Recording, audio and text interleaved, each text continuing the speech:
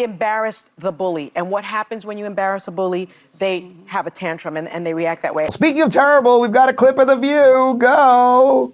And here's the thing that everybody can do. If you support Ukraine, say it out loud.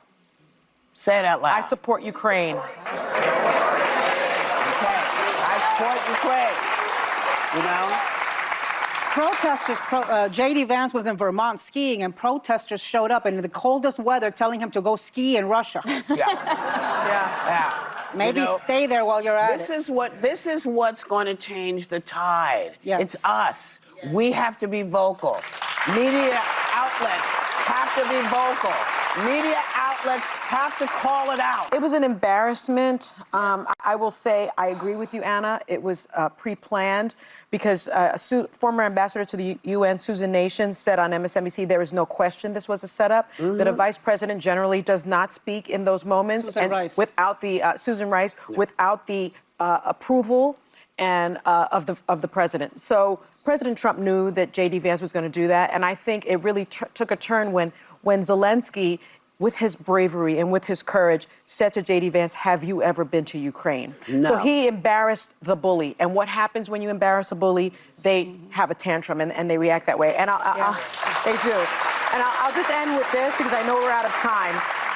Leader Jeffrey's statement, he said this: President Trump and his administration continue to embarrass America on the world stage. Today's White House meeting with the president of Ukraine was appalling and will only serve to further embolden Vladimir Putin, a brutal dictator. And that is the truth. They wanted to embolden Putin, and they did.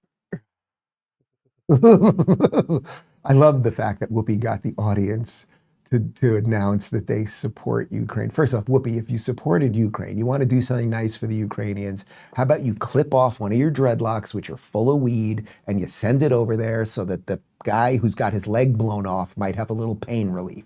You could, I don't know how many each dreadlock would probably get through a good 10 soldiers. 10 soldiers, depending on how many legs have been blown off in the war that you want to keep doing, you take 3 of those dreadlocks, you could help a couple dozen people. But just the idea that they're sitting in a room and demanding people to announce that they support you. Do you guys support Ukraine? Do you guys right here? Cheer if you support Ukraine, guys. Anyone? Is this thing on?